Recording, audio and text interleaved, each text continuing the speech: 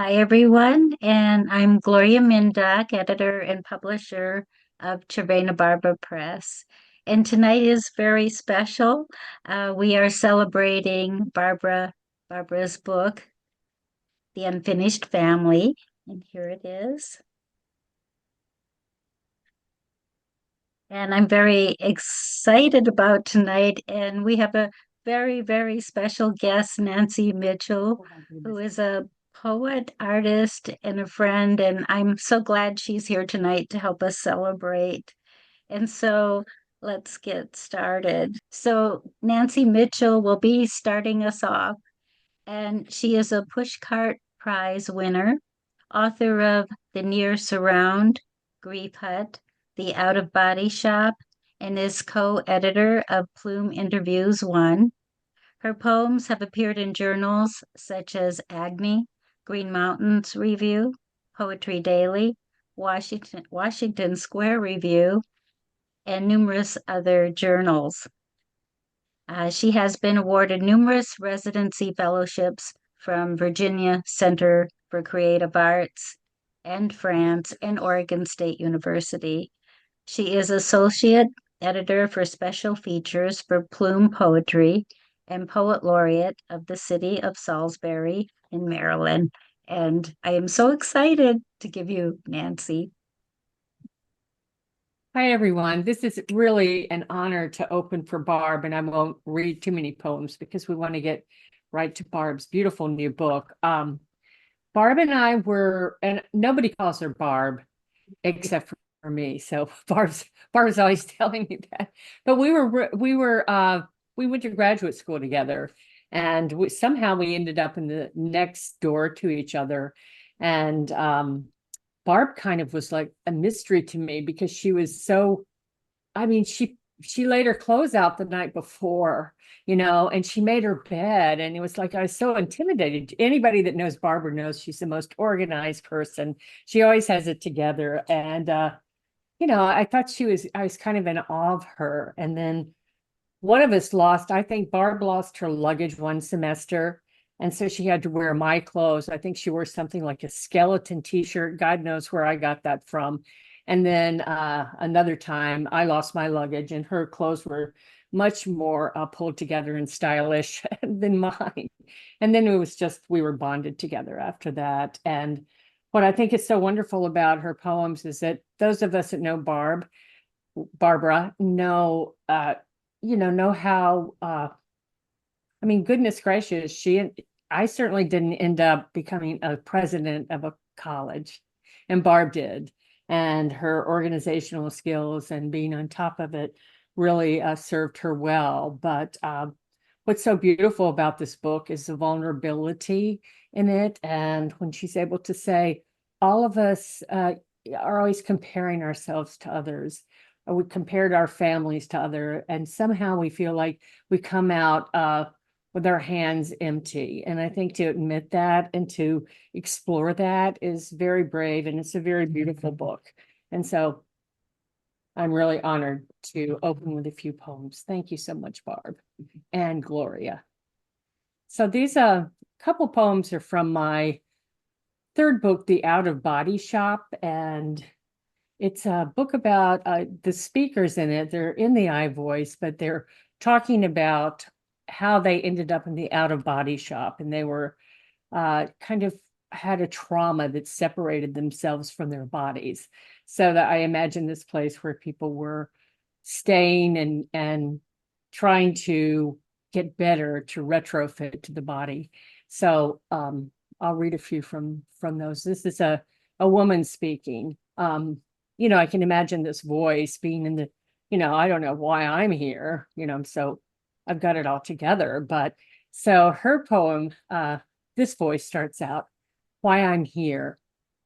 Have no clues, weird, yes, but I would say molested, not abused, like the one here who was repeatedly raped and caged, or that one over there, chained to a radiator for 400 days. But the technicians tell us, in layman's terms, there's always the initial, primal, if you will, incident after which the connection to the body is intrinsically damaged. Think electrical cord. Thank Frayed. It's a culmination of subsequent, less significant incidents that causes the final, often irrevocable split. We all want hope to be fixed, but chances of a successful retrofit to the body depends upon remembering. In most cases, too far gone, the damage. And this voice is, it's about a young girl in 5th grade. And this was really triggered by the Me Too movement and recently triggered by some of the clips at the Democratic National Convention, especially with Kavanaugh. And I don't know about other women, but during that time, memories that I had kind of suppressed rose up again. So this is the intake invoice. When these characters get to the out-of-body shop, they have an intake invoice. Just like when you go to the doctor or to the hospital. Intake invoice. Female, 5th grade. It was a school bus driver. Grandfatherly, smelled of soap and rising dough. Called her Chica Bonita, asked about books she liked. His hands, ropey blue veins, skin thin as tracing paper, slid up her blouse, calloused edge of his thumb, nicking her nipple. The whole time he was smiling. Symptoms, lightness of being, sense of shrinking. Her exit point, the black hole in his eye. God hole, she called it.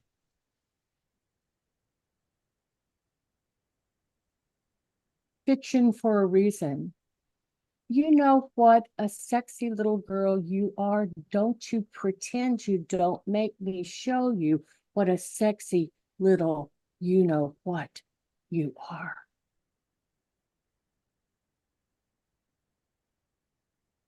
And then the spirits, I guess, or the souls that are in the out-of-body shop kind of talk to each other. And as they're waiting for an opportunity to kind of haunt the memories and reintegrate them into their psyche.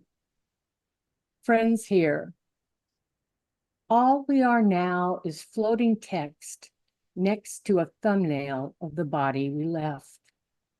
We reminisce on all the ways a warm body feels against another body, how voices sound so differently in fog than in the dark and day, and how everything, the smell of rain, changes.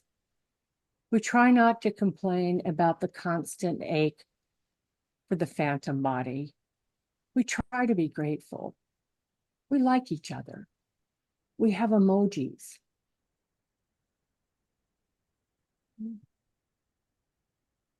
This is a new one, and yeah, just 3 more. I thought I'd miss you desperately, but your shadow is more interesting. Profile and silhouette, elegant nose, almost Grecian. A high brow suggests a keen intelligence, fresh perspectives. Every movement graceful, not one wasted step or gesture. Perfect lyric in black and white. Crisp, edgy, not your usual wishy-washy. Fade to maybe. Today I conjure your spirit, where before it came on its own. This is a good sign. Your letters taken from the nightstand are now stuffed in the dark basement cupboard. They are no longer among the first things I will save from fire. And if a small memory of you should arrive, it will be like the shadow against these white blinds. A bird, a leaf, or some other bird. And then just to wrap it up, we all remember Barbie from was it a year ago? Anyway, this kind of actually what triggered this poem was I was in the Salvation Army and there's a huge shopping cart full of Barbies. just, a grocery shopping cart full of them. And they were all naked, and the sign read, "Free Barbies, like take one." But I was more interested in "Free Barbies, liberate them." So this is my last poem, and thank you so much for having me read. Free Barbies. The Salvation Army shopping cart crammed full of them. Naked, perpetually perky breast, nary a nipple among them. Ski slope noses probing slitless crotches, ramrod arms poking through wire bars. Oh, Barbies, why so many of you? Blonde, brunette, red, and raven-haired, safety-scissored butch, or flaming banshee wild, as if your brains were on fire. Were you brought in one by one in clutches, shucked of slinky gowns, teeny bikinis, boas, and stilettos, then chucked headfirst into the giveaway bag? Ensembles with matching accessories now up on eBay? Were you ditched for bigger tits, fuller lips, slimmer hips, unlike Mr. Teddy Bear with his lumpy gut and fur-matted ears, grown dearer with each passing year? Or was it because you were simply impossible to cuddle, your rayon hair unbrushable, in a word, unmotherable? Oh, Barbie, even the hard B of bar blunted, honey clotted with E, sweetie, cutie, patootie, pretty, sexy, baby, daddy's little kitty cat pussy, make me a martini, please. But Barbie girls, I've got to hand it to you, you're troopers. Naked, abused, and abandoned, and I'll be damned if every one of you is still not smiling. Thank you. Thank you, Nance. It was a pleasure to, as Nancy said, meet her, and nothing leaves my desk for submission without her seeing it first. So I'm pleased. Thank you, Gloria, for hosting this tonight and for bringing this book to life, bringing it forward and bringing it to life, and for your own important, timely work. The title of the collection is The Unfinished Family, and it's something of a riff on a remark by Polish-American poet Czesław Miłosz. Apologies for the pronunciation. He said, when a writer is born into a family, the family is dead. Or the family is finished. And I think he meant all the secrets are out, all the truths are told. But I was intrigued by this notion of a finished family because I don't believe families are ever finished. I think the relationships change. I think we see each other differently, forgive each other, try again, and go on. Nancy sees the book as a quarrel with the myth of a perfect family, and I think there's something to that too. So I'm going to read a mix of family and some non-family focused poems, and then a few new ones. And I'm just really glad you're here. So first one, wrote way back when for Nance. We should have taken bigger steps. The title is When the Girls Were Girls. We should have taken bigger steps, made deeper ruts, written longer poems.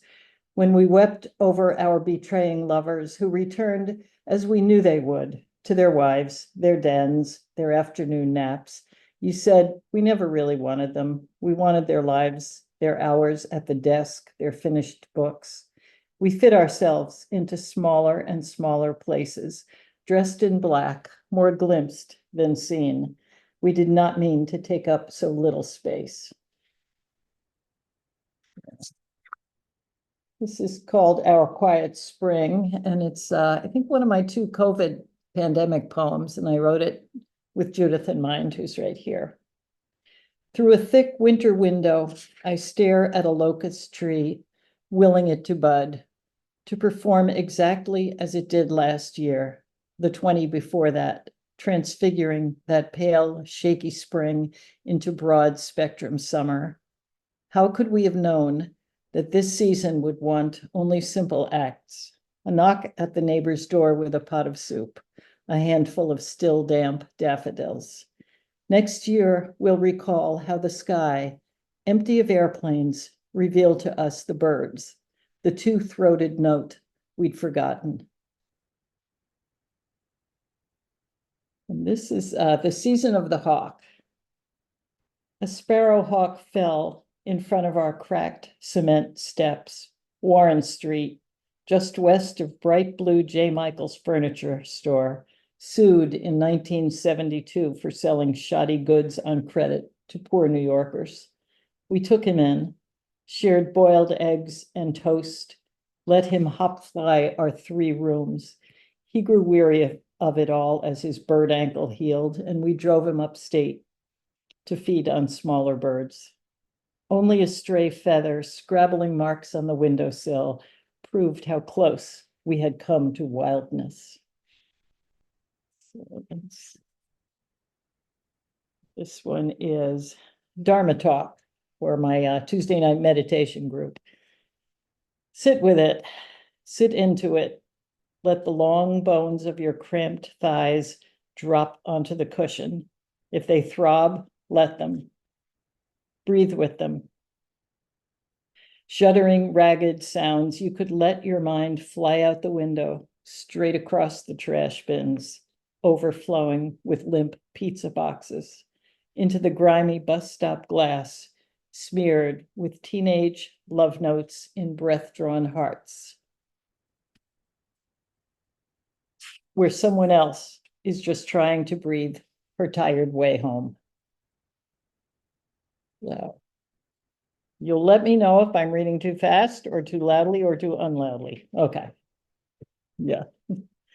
This is called My Mother's Girl. I realized when I was organizing this book and this reading how many mother poems I have, and I was feeling kind of self-conscious about that until I heard Michelle Obama the other night, and I thought, they're there. There's no turning away from those women, and they're bigger than life. And often, as Barack said, doing smaller jobs than they could be doing. So I was quite taken by that.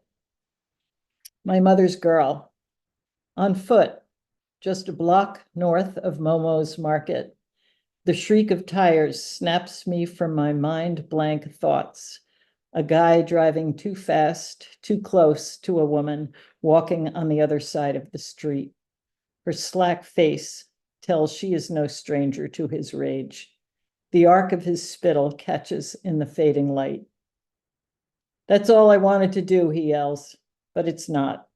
Back in the car, he follows her, speeds up, brakes again, inches from her small body. I am back on 86th Street in Brooklyn. My mother screaming up at an open window, a man's arm raised. I know what you're doing to her, and I'm not leaving here until you stop. And he did stop that day. Why should I be surprised 30 years later to hear myself, her daughter, yell too?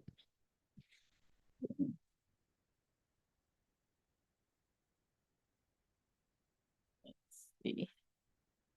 This is, I don't know if anyone shares this memory, but there was, for people who didn't own the Encyclopedia Britannica or the World Book, you could go to the supermarket and every week get a new edition of the Funk and Wagnall Standard Encyclopedia, which my family did. So Funk and Wagnall's Standard Encyclopedia. Each page was edged with gold leaf. $2.99 added to the grocery bill. We grew terrified at skipping a volume, missing, say, FAL to GRO, leaving a family-sized gap in our knowledge of famine, Florida, getaways, or Greek ruins.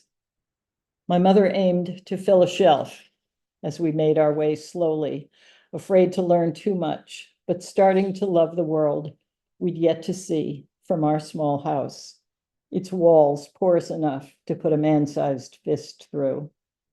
In that same determined way, my mother built a collection of Melmac dishware, week by week, piece by piece. Look, she'd say, before shaking out morning cornflakes, pouring milk. It's called Dusty Rose. See how the inside glows. I'm really happy to have siblings here tonight who can my first crew who can share these memories with them, although, as I'm smart enough to know, we all have different memories, siblings from each other, but we got a lot of them in common. You might remember this one. When the new rink opened, my mother's skates were holdovers from the days when her high school yearbook named her Miss Happy-Go-Lucky. And for a nanosecond, I saw it. The corners of her eyes lifted, a mittened hand raised high. She glided by, away from us. My father, ridiculous in blood-red earmuffs, all of us mismatched in wet wool. We skated just that once, and it was enough. On the drive home, we cried as our feet thawed, but we had chipped that sharp ice with our dull blades. It etched small cracks on the glaze.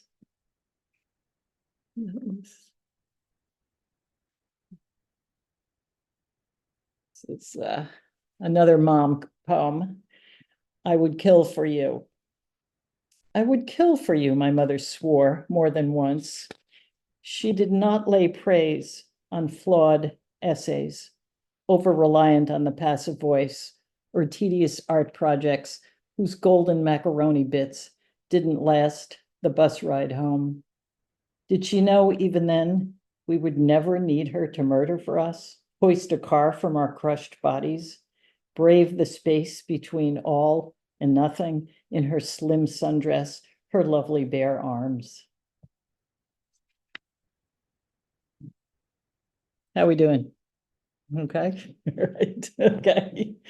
And this, apologies to my siblings, because the title of this is We Were Not Good Dog People. And they are good dog people. I don't think back then we were good dog people, but they are now. We were not good dog people. My mother held Peppy, or was it Mike, too loosely by his collar the day Wayne Porter showed up, asking my brother to play. The storm doors shattered as our boxer flew through. Wayne, stunned by the speed and noise, trails of blood streaming down his face. It's not as bad as it looked, our mother told his an hour later. No stitches, no lawsuits. Maybe it was time to switch to the screen door anyway. This story was one my father laughed at. The kid, after all, wasn't his, wasn't hurt. The dog came back, the door repaired. But my mother and I had seen a child bloodied and stunned into silence, a dog take flight through a door. I think that's one of those seeing things differently poems. Note from Christine, Mom and Dad were terrible dog people. Okay, it came up in the chat. And this one is the neighbor's ground cover. We lived in square shingled houses called starters with our fathers back from war. We'd see them stare over the backyards, the playgrounds, train tracks, circling to work and home again. Everyone planted grass, sprayed it to a lethal green hue, but the Kinseys planted portulaca, unruly colors, best left untended, while their boys built things with grown-up tools, taught us to dam creeks with sticks.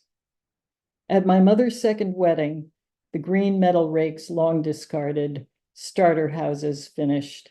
We watched our unencumbered neighbors dance closer than any couple on the floor.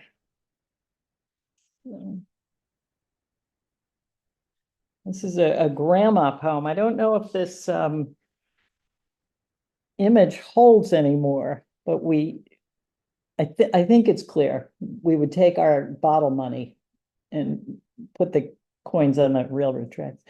On the platform, along the slab of iron track, we lined up our bottle money, dimes, a few pennies to test the copper.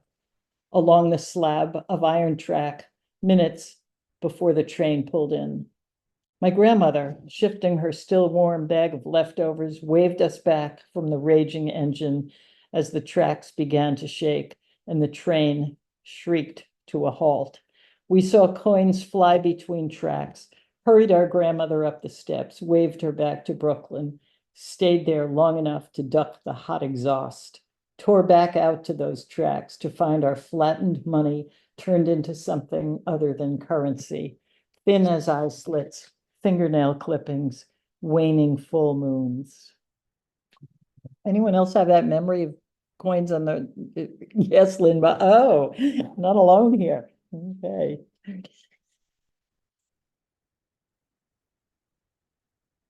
This is a death poem, but I think kind of a light one. Yeah. Not our first. We'd had old people die, but this felt like our first real death, the one we could not stop repeating at the bus stop, scuffing our gym sneakers until they lost their white. I can't believe Mr. Crockett is dead. How the neighborhood turned carnival that night, sirens screaming through the intersection of Skirmahorn and Willis. Kids, parents in pajamas sprung from beds, running in that still summer air to a spectacle of light and noise. Our first not that old person, a heart attacked by death, our first kid friend without a parent. He was not our favorite neighborhood dad, bellowing from the porch for his kids to come in before dark, while the rest of us captured the flag. But still, a death, dead, nothing to do with grief. So, this is a starting again poem. No God would have let a man bruise her cheek, break her rib, fall to his knees in apology, swear never again. My mother was no longer a believer, but she let Carlos, part-time pastor, perform her second marriage in dove-white vestments, hands high in full faith celebration. That day, we all believed in second or third chances, if not forgiveness. We wrapped ourselves around each other and danced as if there were no yesterday.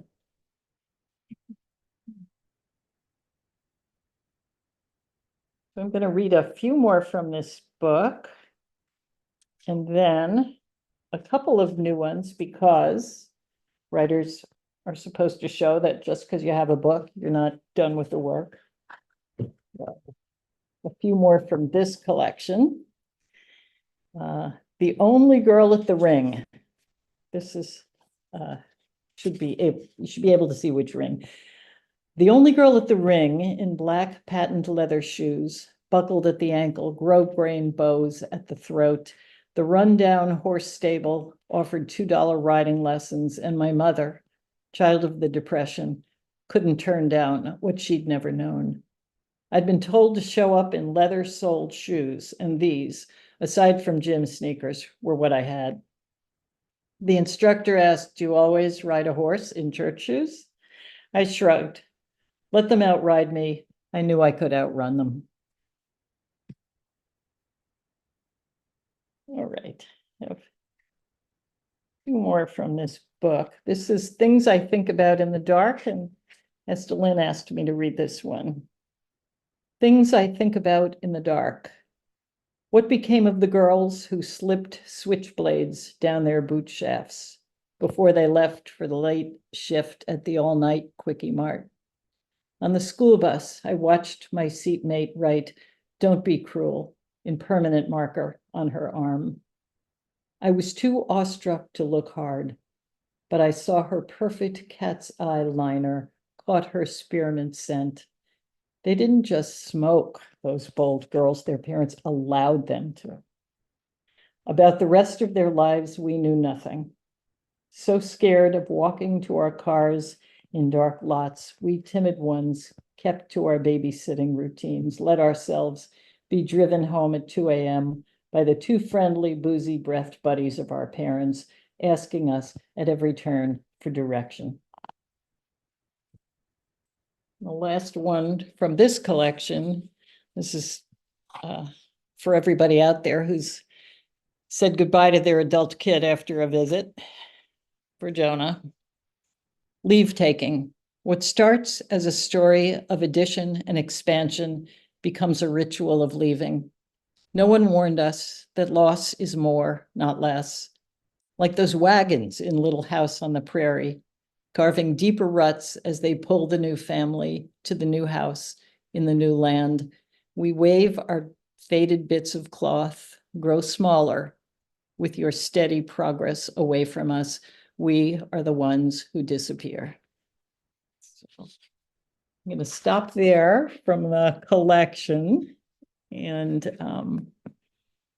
like to read a few that I consider in draft. And then, if there's time, I'm happy to talk with you about the poems or answer questions, hear your comments.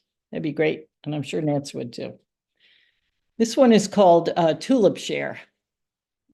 I'm going to read 3 poems more. Tulip Share, Tuesdays. 14 tulips appear at Scout Coffee, pickup site for those of us who trust scallop-edged flowers in February to save us. One woman declined since she didn't know what colors might show up weekly. You missed the point, I would tell her. They are the colors you need when you need them, and you do. And this is my Barbie doll poem, Nance. It's Girl Dolls. Before 11-inch Barbie, 1959, she of the 250 careers, inverted V eyebrows, infamous calf-aching high heels, there was Ginny, 1951. 8 inches of hard plastic, first to have sleeping eyes, jointed walking legs, known for her outfits of lush quality fabric, taffeta, velveteen, lace. I had one. My mother chose a one-of-a-kind cotton candy cloud of a hairdo, Ginny. I thought you would want something different, my mother explained. I, who ached to belong to the tribe of normal, decided to love her anyway. This is the last poem I have. It's Bay Ridge, Brooklyn. There's a lot of Brooklyn going on here. My mother's memorial. Where do you gather to remember the dead when the dead one had no church, no faith, no God, only a fierce resolve to keep moving, goddamn it, because you could? A Greek restaurant 6 blocks from the seawall promenade. You eat easy things, small bits on small dishes, spanakopita cut into green diamonds, oily and salty, torn bread for scooping and passing, slick olives, food that asks little of the eater, crisp, sharp, lemony wine poured and poured again into oversized glasses. Everything I love about this city, I love because of my grandmother, the oldest of the youngest says. Then you all go to the river with small tins of ashes, face the water and toss as a wind slams her back. Smudged and gritty, you wipe your faces, help each other into hired cars to resume your precious secular lives. Thank you, dear people, for being here and listening. Yeah. Thank you, Barbara. That was so wonderful. And I want to say a few words about you before I turn it over for comments and questions. When Barbara sent me her manuscript, I remember I was so excited because this is the second time I published her, and her work is just so wonderful, and it meant so much that she would send to me again. And I was just so thrilled about it. And such a wonderful person to work with, too, just a gem. And I've gotten to know her a little bit more each time, and I'm just so grateful that she's in my life as an author, and getting to know her as a friend. It's just really special, and I want to thank her so much. And Nancy, thank you so much for reading. Your poems were so wonderful, and I just think tonight, I can't say it enough how special it is to have you both here and to have such a wonderful audience. And so I'm going to put everyone on gallery view so we can have comments and questions for, if you have any. Okay, there we go. So I will turn it over to Barbara and take it away. Thank you. Feel free to unmute yourselves. And I should say before Jenny's question, I'm going to say one of my best pandemic memory, I think we probably each have a couple, is that was it Wednesday or Thursday, granddaughter Stella and I met for an hour over Zoom and had poetry class. And we wrote limericks and sonnets, both Petrarchan and Shakespearean, and rhyme schemes of all sorts and haiku. And it was, I can't say I'm sorry to see the pandemic end, but I was sorry to see our poetry. Yeah, end. same. It was one of my favorite parts of the pandemic. I really liked it. Thank you. Oh. Jenny, thank you for being here. I'm so glad to be here. I would really like to hear all of these again soon. Is this recording going to be available to us? Gloria, that's a question for you. Yeah, yes, I will be putting it on YouTube and sending the link. So Nancy and Barbara will have the link and they can send it to you. Thank you. Yeah. Good. You're welcome. Thank you, Jen. And for local friends, I'm hoping to do an in-person gathering celebration, and anybody's welcome. It's a long way to come, but just being together in our beloved community means a lot. So it's pretty special for me to have, my sibs I grew up with here and high school friends and son, daughter-in-law, and friends of these many, many years. And I'm awed at the lives we keep making together. So. Yes, Estelyn. So first of all, I've never thought I'd come across anybody who had a Ginny doll and wrote a poem about it. Ginny dolls are very meaningful to me, and I'm really glad you decided to love her anyway. Thank you. So thank you. Yeah. So, yes, Nance. Hey, Barb, that was wonderful. And not to mention the fact that she broke her wrist. I mean, I'm doing quite well. I have a lot of support here off to my left side. Wonderful. So and then, working through these poems and pushing and going deeper, I really think they're just beautiful and meaningful. And thank you for doing that, because it helps us to do that, the rest of us, to be brave too, in our thinking, our writing, our speaking and saying, and our doing. And I think right now we really do need to be brave and hopeful. So I was remembering, thank you, Nance, something Joan Didion said, that she said, I write entirely to find out what I'm thinking. And I think sometimes it's also true. I write entirely to find out what I'm feeling. So I think both are true. Yeah. Lynn, you're muted, I think, hon. Yeah. Me, Meg?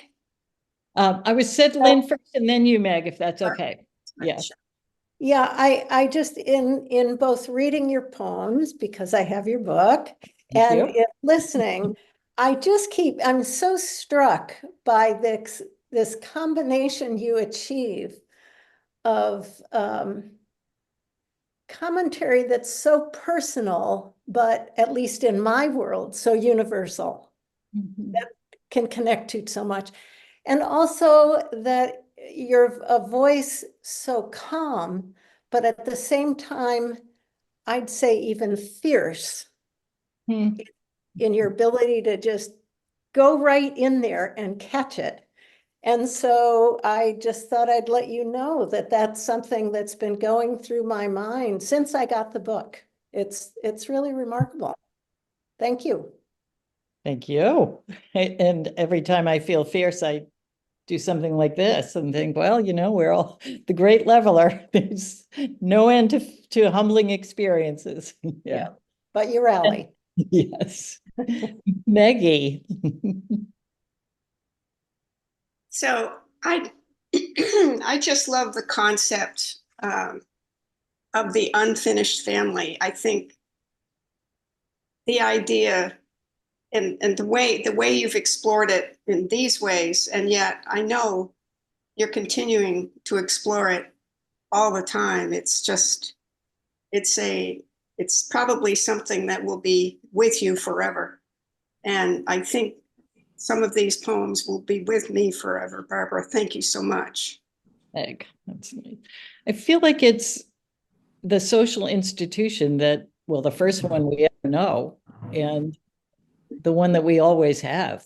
And I think that there's sort of no getting around it, I think. Yeah, thank you.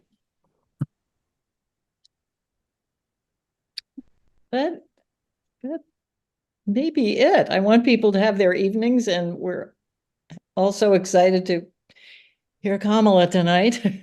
So, Okay, I So- will then close us out.